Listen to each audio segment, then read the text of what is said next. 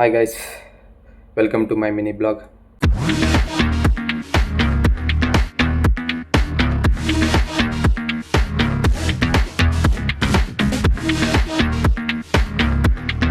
ಹೇಗಿದ್ದೀರಾ ಗೈಸ್? ಎಲ್ಲರೂ ಚೆನ್ನಾಗಿದ್ದೀರಾ ಅಂತ ಅಂದ್ಕೊಳ್ತೀನಿ. ಗೈಸ್, ಇವತ್ತು ಸ್ಕಿಪ್ ಮಾಡಿದಿರೋ ವೀಡಿಯೋ ನೋಡಿ. ಏನಪ್ಪ ಇವನು ಸ್ಕಿಪ್ ಮಾಡಿದಿರೋ ವೀಡಿಯೋ ನೋಡಿ ಅಂತ ಹೇಳ್ತಾ ಇದ್ದಾನೆ ಅಂತ ನೀವೆಲ್ಲರೂ ಅಂದ್ಕೊಳ್ಬೋದು. ಗೈಸ್, ನೀವು ಇದನ್ನು ನೋಡಲೇಬೇಕಾಗಿರೋ ವೀಡಿಯೋ. ಗೈಸ್, ಮುಖ್ಯವಾಗಿ ಗಂಡ ಹೆಂಡತಿ. ಏನಪ್ಪ ಇವನು ಗಂಡ ಹೆಂಡತಿ ಬಗ್ಗೆ ಮಾತಾಡ್ತಾ ಇದ್ದಾನೆ ಅಂತ ನೀವೆಲ್ಲರೂ ಅಂದ್ಕೊಳ್ಬೋದು. ಗೈಸ್, ನಾನು ಏನು ಹೇಳಕ್ಕೆ ಹೊರಟಿದ್ದೀನಿ ಅಂದರೆ, ಇವತ್ತು ನಾನು ಔಟ್ಸೈಡ್ ಹೋಗಿದ್ದೆ ಗೈಸ್. ಔಟ್ಸೈಡ್ ಅಂದರೆ ಸ್ವಲ್ಪ ಸಿಟಿ ಸೈಡ್ ಹೋಗಿದ್ದೆ ಗೈಸ್. ನೋಡಿ, ಅಲ್ಲಿ ರೋಡಲ್ಲಿ ಒಂದು ಗಂಡ ಒಂದು ಹೆಂಡತಿ ಯಾವ ಥರ ಕಿತ್ತಾಡ್ತಾ ಇದ್ರು ಅಂದರೆ, ಒಂದು ಹೆಂಡತಿ ಆದವಳು ಗಂಡನಿಗೆ ಸಮಾಧಾನ ಮಾಡಿ ಮನೆಗೆ ಕರ್ಕೊಂಡು ಬರಬೇಕು. ಆದರೆ ಅವಳು ಏನು ಮಾಡ್ತಾಯಿದ್ಲು ಅಂದರೆ ಗಾಯ್ಸಲ್ಲಿ, ಅದೇ ಗಂಡನ ಹಿಡ್ಕೊಂಡು ಕಾಲರ್ ಪಟ್ಟೆನ ಹಿಡ್ಕೊಂಡು ರೋಡಲ್ಲಿ ಹಾಕ್ಕೊಂಡು ಕಾಲಲ್ಲಿ ತುಳಿಯೋದು, ಆಮೇಲೆ ಕೆನ್ನೆಗೆ ಹೊಡಿಯೋದು. ಗಂಡ ಆದವನು ಅವಳನ್ನ ಕರಿತಾ ಇದ್ದಾನೆ, ಬಾರೆ ಮನೆಗೆ ಹೋಗೋಣ, ಏನಿದ್ರು ಮನೇಲಿ ಮಾತಾಡೋಣ, ಜನ ಎಲ್ಲ ನಮ್ಮನ್ನೇ ನೋಡ್ತಾ ಇದ್ದಾರೆ, ಈ ಥರ ಮಾಡೋದು ಬೇಡ, ನಡಿ ಮನೆಗೆ ಹೋಗೋಣ ಅಂತ ಗಂಡ ಆದವನು ಅವಳಿಗೆ ರಿಕ್ವೆಸ್ಟ್ ಮಾಡ್ತಾ ಇದ್ದಾನೆ. ಆದರೆ ಅವಳು ಗೈಸ್, ಇಲ್ಲ, ಏನಿದ್ರೂ ಇಲ್ಲೇ ಇತ್ತರ್ಥ ಆಗಲಿ, ನಾನು ಇಲ್ಲೇ ಮಾತಾಡೋದು, ನಾನು ಮನೇಲಿ ಬಂದು ಮಾತಾಡೋಲ್ಲ. ಆವಾಗ ಗೈಸ್ ಸೆಂಟ್ರಲ್ಲಿ ನಾನು ಕೂಡ ಹೋದೆ. ನೋಡಿ ಅಮ್ಮ, ಪಾಪ ಅವ್ರು ಅಷ್ಟೊಂದು ಹೇಳ್ತಾ ಇದ್ದಾರೆ, ನೀವು ದಯವಿಟ್ಟು ಮನೆಗೆ ಹೋಗಿ, ಮನೇಲಿ ಹೋಗಿ ಏನಿದೆ ದೊಡ್ಡವರೆಲ್ಲ ಇರ್ತಾರೆ, ದೊಡ್ಡವ್ರ ಸಮ್ಮುಖದಲ್ಲಿ ನಿಮ್ದು ಏನಿದೆ ಮಾತಾಡಿಕೊಂಡು ನೀವು ಇತ್ಯರ್ಥ ಮಾಡ್ಕೊಡಿ ಗಾಯ್ಸ್ ಅಂತ ಹೇಳಿದೆ ನಾನು. ಆವಾಗ ಅವ್ರು ಹೇಳ್ತಾರೆ ಗೈಸ್ ನನಗೆ, ಆ ಲೇಡಿ ಆದವರು ಹೇಳ್ತಾರೆ ನನಗೆ, ಹೆಣ್ಮಕ್ಳು, ನಿಮ್ಮದು ಗಂಡು ಮಕ್ಳು ಬುದ್ಧಿನೇ ಇಷ್ಟು, ಎಲ್ಲ ಹೆಣ್ಮಕ್ಳಿಗೆ ಮದುವೆ ಮಾಡಿಬಿಟ್ಟು ಮೋಸ ಮಾಡಿಬಿಡ್ತೀರಾ, ಆ ಥರ ಈ ಥರ ಅಂತ ಏನೇನೋ ಹೇಳಿದ್ರು. ನನಗೆ ಹೇಳಿದ್ದು ಹೋಗಲಿ ಬಿಡಿ, ನಾನೇನು ಇದು ಮಾಡ್ಕೊಳ್ಳಿಲ್ಲ. ಆದರೆ ಗೈಸ್, ನಾನು ಹೇಳೋದೇನೆಂದರೆ, ನೋಡಿ, ಹೆಣ್ಮಕ್ಳೆಲ್ಲ ಇಷ್ಟೊಂದು ಯಾವ ಥರ ಮಾತಾಡ್ತಾ ಇದ್ದಾರೆ ನೋಡಿ. ಏನು ನೋಡಿ ಗೈಸ್, ಗಂಡ್ಮಕ್ಳು ತಪ್ಪು ಮಾಡ್ತಾರೆ, ಇಲ್ಲ ಅಂತ ನಾನು ಹೇಳಲ್ಲ. ಪ್ರತಿಯೊಂದು ಗಂಡ್ಮಕ್ಳು ಒಂದೇ ಥರ ಇರಲ್ಲ. ಮತ್ತು ಹೆಣ್ಮಕ್ಳು ಆದ್ರೂ ಅಷ್ಟೇ, ಗಂಡ್ಮಕ್ಳು ಆದ್ರೂ ಅಷ್ಟೇ. ನೋಡಿ, ಗಂಡ್ಮಕ್ಳು ತಪ್ಪು ಮಾಡೋದಿಲ್ಲ ಅಂತ ಏನಿಲ್ಲ, ತಪ್ಪು ಮಾಡ್ತಾರೆ. ಪ್ರತಿಯೊಂದು ಗಂಡ್ಮಕ್ಳು ಈ ಥರ ಇರಲ್ಲ, ಓಕೆನಾ? ಎಲ್ಲ ಒಳ್ಳೆಯ ಗಂಡ್ಮಕ್ಳು ಇರ್ತಾರೆ. ಎಲ್ಲೋ ಕೆಲವೊಂದು ಜಾಗದಲ್ಲಿ ಈ ಥರ ಹೆಣ್ಮಕ್ಳಿಗೆ ಅದು ಹೆಂಡತಿ ಕೊಂದಿದ್ದು, ಗಂಡ ಕೊಂದಿದ್ದು, ಈ ಥರ ಕೆಲವೊಂದು ಜಾಗದಲ್ಲಿ ಅಷ್ಟೇ ನೋಡಿದ್ದೀವಿ, ಓಕೆನಾ ಗೈಸ್? ನೋಡಿ, ಅದೇ ಈ ಥರ ಗಲಾಟೆಗಳೆಲ್ಲ ಮಾಡ್ತಾಯಿದ್ದಾರೆ. ಗಲಾಟೆ ಮಾಡ್ತಾ ಇರಬೇಕಾದ್ರೆ ನಾನು ಅದೇ ಹೇಳಿದ್ನಲ್ಲ, ಸೆಂಟ್ರಲ್ಲಿ ಹೋಗಿ ನಾನು ಹೇಳಿದೆ, ನನಗೆ ಏನೇನು ಹೇಳಿಬಿಟ್ರು, ನಾನು ಆಮೇಲೆ ಬೇಜಾರಾಯಿತು, ನಾನು ಬಂದುಬಿಟ್ಟೆ ಅಂತ. ಆಮೇಲೆ ಬಂದುಬಿಟ್ಟೆ. ಆಮೇಲೆ ಗೈಸ್, ನಾನು ಹೇಳೋದೇನೆಂದರೆ, ಹೆಣ್ಮಕ್ಳೆಲ್ಲ ಏನಕ್ಕೆ ಈ ಥರ ಮಾಡ್ತಾಯಿದ್ದಾರೆ? ಮೊದಲನೇದಾಗಿ ಹೆಣ್ಮಕ್ಳೆಲ್ಲ ಏನಕ್ಕೆ ಈ ಥರ ಮಾಡ್ತಾಯಿದ್ದಾರೆ ಗಾಯ್ಸ್? ಆಮೇಲೆ ಪಾಪ ಅವರು ಇವಾಗ ನೋಡಿ, ಈ ಗಂಡನ ಸೈಡ್ ಆಗಲಿ, ಹೆಣ್ಣಿನ ಸೈಡು ಕೂಡ ಆಗಲಿ, ಹೆಣ್ಣಿನ ಸೈಡು ಕೂಡ ಇರಲಿ, ಗಂಡನ ಸೈಡು ಆದ್ರೂ ಹೇಳ್ತೀನಿ ಗಾಯ್ಸ್. ನೋಡಿ ಪಾಪ, ಈ ಗಂಡಿನ ಮನೆ ಸೈಡು ಗಾಯ್ಸ್ ಸೂಲನೂ ಮಾಡಿ ಮದುವೆ ಮಾಡಿರ್ತಾರೆ ಗಾಯ್ಸ್. ಸೂಲ ಮಾಡಿ ಏನೇನೋ ಕಷ್ಟಗಳು ಪಟ್ಟು ಮನೇನೋ ಗಿರ್ವಿಗಿಟ್ಟು, ಇಲ್ಲ ಅವ್ರದ್ದು ಹೊಲ ಮನೆ ಏನಾದರೂ ಗಿರ್ವಿಗಿಟ್ಟು ಮದುವೆ ಮಾಡಿರ್ತಾರೆ ಗಾಯ್ಸ್. ಈ ಹೆಣ್ಮಕ್ಳಾದವರು ಅವ್ರ ಮನೆಗೆ ಬಂದು, ಮದುವೆ ಆಗಿ ಅವ್ರ ಮನೆಗೆ ಬಂದು ನಿಧಾನಕ್ಕೆ ಏನೋ ಒಂದು ಮಾತಿರಲಿ, ಏನೇ ಇರಲಿ, ಕ್ಲೀನಾಗಿ ಒಂದು ಜೀವನ ಮಾಡ್ಕೊಂಡು ಹೋದರೆ ಈ ಥರ ರೋಡಲ್ಲೆಲ್ಲ ಹೋಗಿ ಕಿತ್ತಾಡೋದು ಪರಿಸ್ಥಿತಿನೇ ಇರೋದಿಲ್ಲ ಗಾಯ್ಸ್, ಓಕೆನಾ? ಮೊದಲನೇದಾಗಿ ಈ ಥರ ರೋಡಲ್ಲೆಲ್ಲ ಹೋಗಿ ಜನಗಳು ನೋಡೋ ಥರ ನಮ್ಮ ಸಂಸಾರ, ನಮ್ಮ ಮನೇಲಿರೋ ಗುಟ್ಟು ಈಚೆ ಹೋಗಿ ರೋಡಲ್ಲಿ ಕಿತ್ತಾಡೋ ಥರ ಸಮಸ್ಯೆನೇ ಇರೋದಿಲ್ಲ. ಏನಕ್ಕಂದರೆ ಗಾಯ್ಸ್, ನಾವು ನೋಡಿ, ಅವಳು ಹೆಣ್ಣಾದವಳು ಒಂದು 5 ನಿಮಿಷ ಅಲ್ಲಿ ಆ ಗಂಡ ಹೇಳಬೇಕಾದ್ರೆ, ಬೇಡ ಕಣೆ, ಎಲ್ಲರೂ ನೋಡ್ತಿದ್ದಾರೆ, ನಾವು ಮನೆಗೆ ಹೋಗಿ ಏನಿದ್ರೂ ಮಾತಾಡೋಣ ಅಂತ ಹೇಳಿದಾಗ ಅವಳೊಂದು 5 ನಿಮಿಷ ಸಮಾಧಾನ ಮಾಡ್ಕೊಂಡಿದ್ರೆ ಅಷ್ಟೊಂದು ಎಲ್ಲ ಜನ ನಿಂತ್ಕೊಂಡು ನೋಡೋ ಥರ ಪರಿಸ್ಥಿತಿನೇ ಇರ್ತಾ ಇರಲಿಲ್ಲ. ಒಂದೇದು ಮುಖ್ಯವಾಗಿ ಗಾಯ್ಸ್, ನಾನು ಹೇಳೋದೇನೆಂದರೆ, ನೋಡಿ, ಅವ್ರಿಗೆ ಇಷ್ಟೊಂದು ಧೈರ್ಯ ಎಲ್ಲಿಂದ ಬಂದಿದೆ ಗಾಯ್ಸ್? ಯಾರಿಗೆ ಹೇಳಿ? ಈ ಹೆಣ್ಮಕ್ಳಿಗೆ ಇಷ್ಟೊಂದು ಧೈರ್ಯ ಎಲ್ಲಿಂದ ಬಂದಿದೆ? ನಾನು ಹೆಣ್ಮಕ್ಳದೇ ತಪ್ಪು ಅಂತ ಹೇಳಲ್ಲ, ಗಂಡ್ಮಕ್ಳದ್ದು ತಪ್ಪು ಇರುತ್ತೆ, ಓಕೆನಾ? ಹೆಣ್ಮಕ್ಳದೇ ತಪ್ಪು ಅಂತ ಮಾತಾಡ್ತಾ ಇಲ್ಲ ಇಲ್ಲಿ, ಗಂಡ್ಮಕ್ಳದ್ದು ತಪ್ಪು ಇರುತ್ತೆ, ಓಕೆನಾ? ಎಲ್ಲೋ ಕೆಲವೊಂದು, ಎಲ್ಲ ಗಂಡ್ಮಕ್ಳು ಒಂದೇ ಥರ ಇರೋದಿಲ್ಲ, ಹಾಗೆ ಎಲ್ಲ ಹೆಣ್ಮಕ್ಳು ಒಂದೇ ಥರ ಇರೋದಿಲ್ಲ, ತಪ್ಪಿರುತ್ತೆ, ಇಲ್ಲ ಅಂತಲ್ಲ.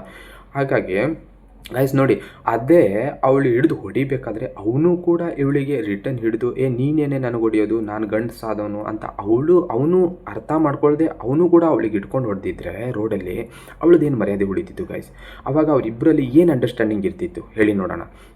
ನಾನು ಏನು ಹೇಳಕ್ಕೆ ಬರ್ತಾ ಇದ್ದೀನಿ ಅಂದರೆ, ಎಲ್ಲ ಹೆಣ್ಮಕ್ಳಿಗೆ ಕೈ ಮುಗಿದು ಬೇಡ್ಕೋತೀನಿ ನೋಡಿ, ಒಂದು ಮದುವೆಯಾಗಿ ಒಂದು ಗಂಡನ ಮನೆಗೆ ಹೋದ ಮೇಲೆ ದಯವಿಟ್ಟು ಈ ಥರ ರೋಡಲ್ಲಾಗಲಿ, ಆಮೇಲೆ ಅತ್ತೆ ಮಾವ ತಲೆ ತಗ್ಸೋವಂಥ ಕೆಲಸ ಆಗಲಿ, ಆಮೇಲೆ ಅವ್ರ ಮನೇಲಿ ಯಾರೇ ಇರಲಿ ಅವ್ರಿಗೆ ಏನೇನೋ ಅವ್ರು ನೋಡಿ ಗಾಯ್ಸ್, ನಿಮ್ಗೊಂದು ಮಾತು ಹೇಳ್ತೀನಿ, ಒಂದು ಹೆಣ್ಣು ಮದುವೆಯಾಗಿ ಮನೆಗೆ ಬಂದ ತಕ್ಷಣ ಅವರು ಏನೇನು ಅಂದ್ಕೊಂಡಿರ್ತಾರೆ ಗೊತ್ತಾ?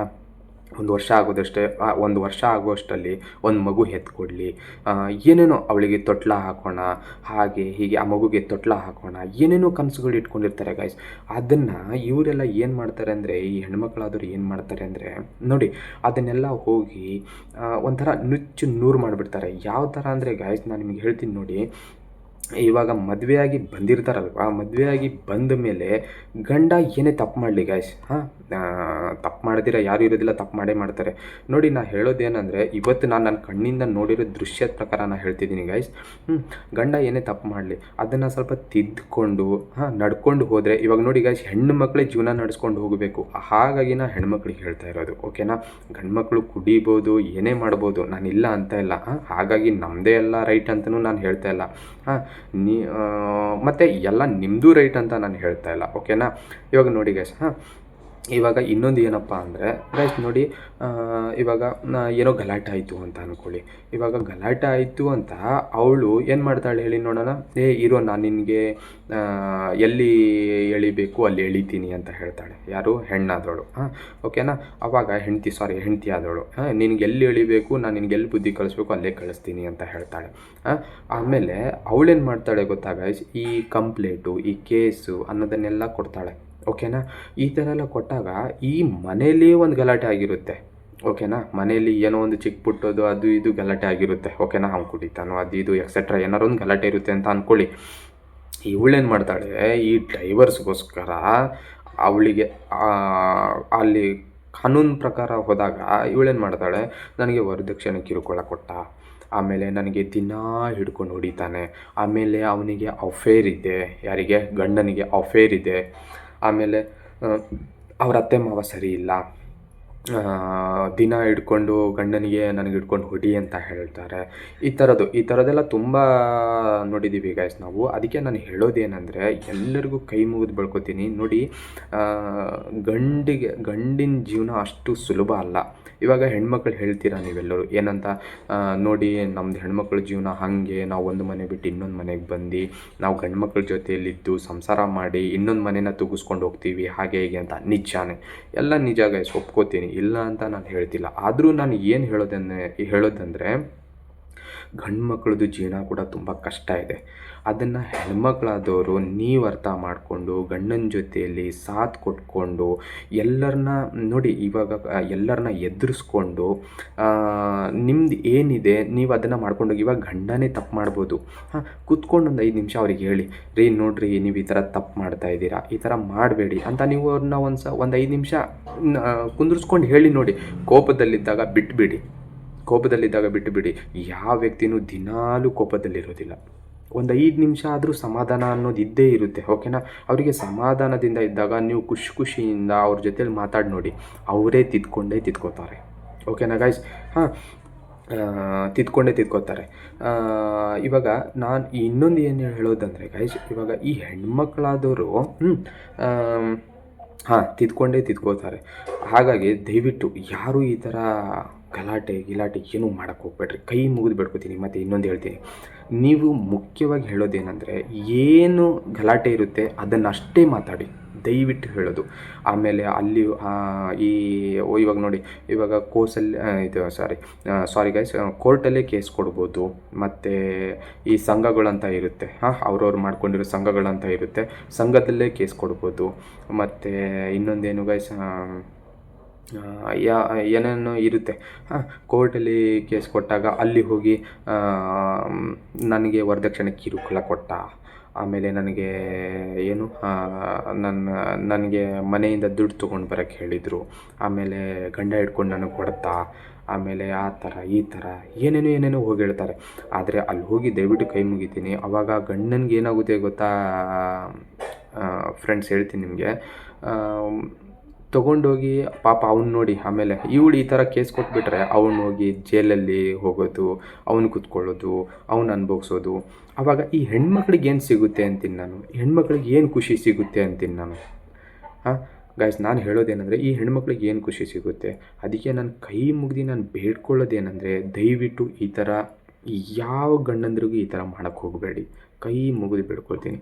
ಅದಕ್ಕೆ ನಾನು ಹೇಳೋದೇನೆಂದರೆ, ನಿಮ್ದು ಏನಿದೆ ಅಲ್ಲ ಮಾತುಕತೆ, ಮನೆಯಲ್ಲಿ ಕೂತ್ಕೊಂಡು ದೊಡ್ಡವ್ರ ಮುಖಾಂತರ ನೀವೇ ಮಾತಾಡಿಕೊಂಡು ನೀವೇ ಡಿಸೈಡ್ ಮಾಡ್ಕೊಳ್ಳಿ, ನೀವೇ ಅದನ್ನು ಬಗೆಹರಿಸ್ಕೊಳ್ಳಿ. ಎಲ್ಲೂ ರೋಡಲ್ಲಿ ಅಲ್ಲಿ ಇಲ್ಲಿ ಹಾಗೆ ಹೀಗೆ ಗಲಾಟೆಗಳು ಮಾಡ್ಕೊಳ್ಳೋಕೆ ಹೋಗಬೇಡಿ. ಮತ್ತು ಇನ್ನೊಂದು ಏನಂದರೆ ಫ್ರೆಂಡ್ಸ್, ನೋಡಿ, ಹೆಣ್ಮಕ್ಳಿಗೆ ನಾನು ಹೇಳ್ತಿರೋದು, ದಯವಿಟ್ಟು ಗಂಡನ ಮೇಲೆ ಇಲ್ದಿರೋದು ಅದು ಇದು ಅನ್ನೋದು ಕೇಸ್ಗಳನ್ನ ಹಾಕಕ್ಕೆ ಹೋಗಬೇಡಿ. ನಿಮ್ಮ ಹತ್ರ ರೈಟ್ಸ್ ಇದೆ ಅಂತ ಏನು ಬೇಕು ಅದನ್ನು ಮಾಡಬೇಡಿ. ದಯವಿಟ್ಟು ಕೈ ಮುಗಿದು ಬೇಡ್ಕೊಳ್ತೀನಿ, ಓಕೆನಾ? ಯಾಕಂದರೆ ಗಂಡ್ಮಕ್ಳ ಪರಿಸ್ಥಿತಿ ತುಂಬ ಒಂಥರ. ಇವಾಗ ನೋಡಿ, ನಿಮ್ಗೆ ಗೊತ್ತಿದೆ, ಪ್ರತಿಯೊಂದು ಹೆಣ್ಮಕ್ಳಿಗೆ ಗೊತ್ತಿದೆ ಇವಾಗ ನಮ್ಮದೇ ನಡೆಯೋದು, ಇವಾಗ ನಾವು ಏನು ಮಾಡಿದ್ರೂ ಆಗುತ್ತೆ, ಹೇಳೋರಿಲ್ಲ ಕೇಳೋರಿಲ್ಲ, ಹಿಂಗಾಗ್ಬಿಟ್ಟಿದೆ, ಓಕೆನಾ? ಹಾಗಂತ ಎಲ್ಲ ಹೆಣ್ಮಕ್ಳಿಗೂ ನಾನು ಹೇಳ್ತಾ ಇಲ್ಲ, ಹೆಣ್ಮಕ್ಳಿಗೆ ಕಷ್ಟ ಕೊಟ್ಟಿರೋರು ಇದ್ದಾರೆ.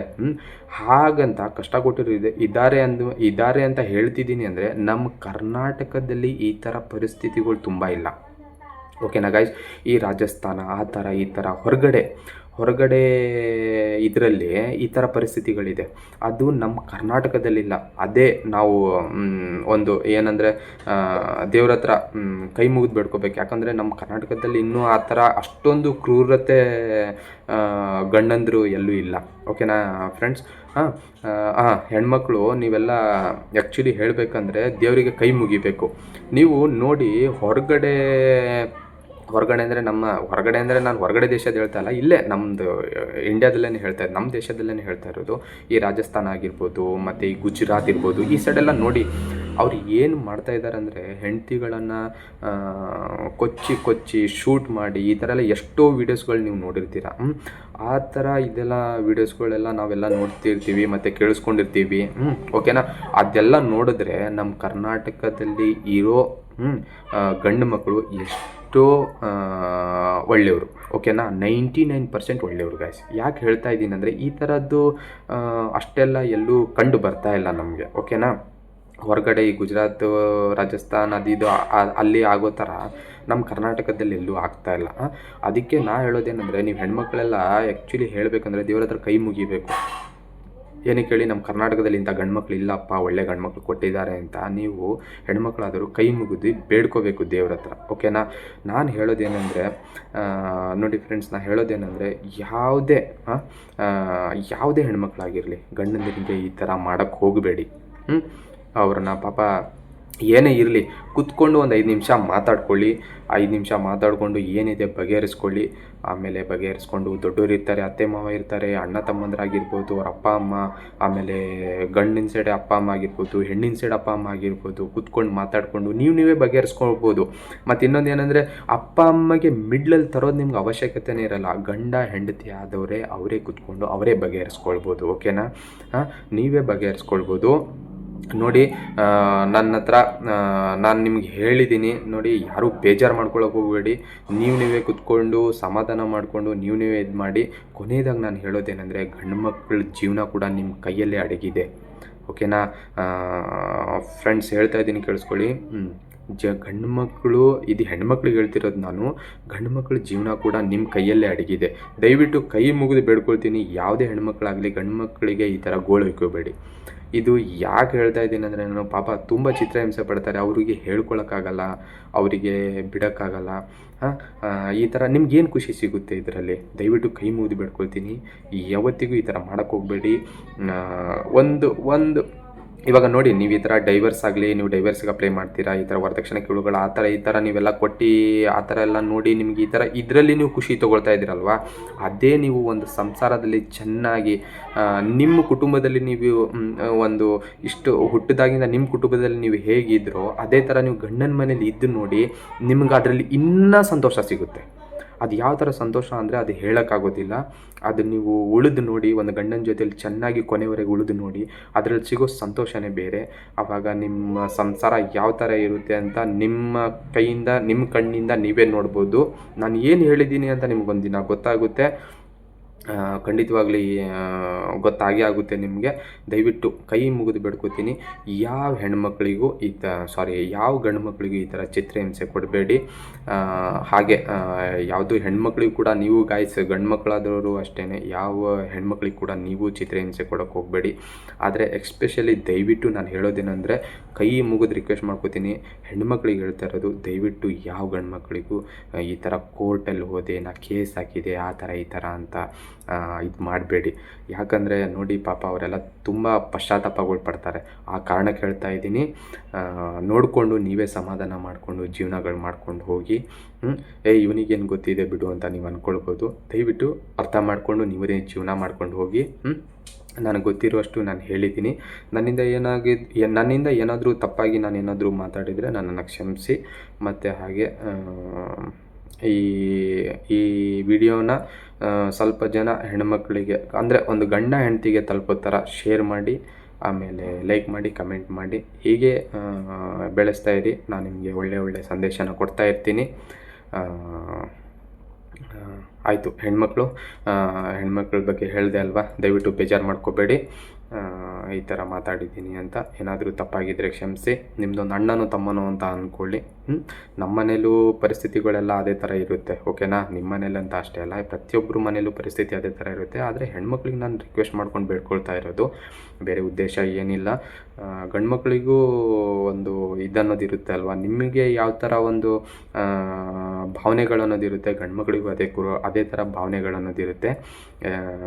ನೋಡು, ಆಮೇಲೆ ನಾನು ಗಂಡು ಮಕ್ಕಳಿಗೆ ಸಪೋರ್ಟ್ ಮಾಡ್ತಾ ಇದ್ದೀನಿ ಅಂತ ಅಲ್ಲ, ನಾನು ನೋಡಿರೋ ಪ್ರಕಾರ ನಾನು ನಿಮಗೆ ಹೇಳ್ತಿರೋದು, ಓಕೆನಾ? ದಯವಿಟ್ಟು ಬೇಜಾರು ಮಾಡ್ಕೋಬೇಡಿ. ಚಾನೆಲ್ನ ಸಬ್ಸ್ಕ್ರೈಬ್ ಮಾಡಿ, ಲೈಕ್ ಮಾಡಿ, ಕಮೆಂಟ್ ಮಾಡಿ. ಈ ವಿಡಿಯೋ ಹೆಣ್ಮಕ್ಳಿಗೆ ತಲುಪೋವರೆಗೆ, ಎಕ್ಸ್ಪೆಷಲಿ ಈ ಗಂಡ ಹೆಂಡತಿನ ತಲುಪೋವರೆಗೆ ಈ ವಿಡಿಯೋನ ಶೇರ್ ಮಾಡಿ ಗಾಯ್ಸ್, ಓಕೆನಾ? ಗಂಡು ಮಕ್ಕಳ ಜೀವನ ಚೆನ್ನಾಗಿರ್ಬೇಕಂದ್ರೆ ದಯವಿಟ್ಟು ಈ ವಿಡಿಯೋನ ಒಂದು ಗಂಡ ಹೆಂಡತಿಗೆ ತಲುಪೋವರೆಗೆ ಶೇರ್ ಮಾಡಿ. ಇಷ್ಟು ಹೇಳ್ತಾ, ಓಕೆ ಗಾಯ್ಸ್, ಎಲ್ಲರೂ ಚೆನ್ನಾಗಿದ್ದೀರಾ ಅಂತ ಅಂದ್ಕೊಳ್ತೀನಿ. ಓಕೆ, ಮತ್ತು ನೆಕ್ಸ್ಟ್ ವಿಡಿಯೋದಲ್ಲಿ ಸಿಗ್ತೀನಿ. ಬಾಯ್ ಗಾಯ್ಸ್, ಬಾಯ್.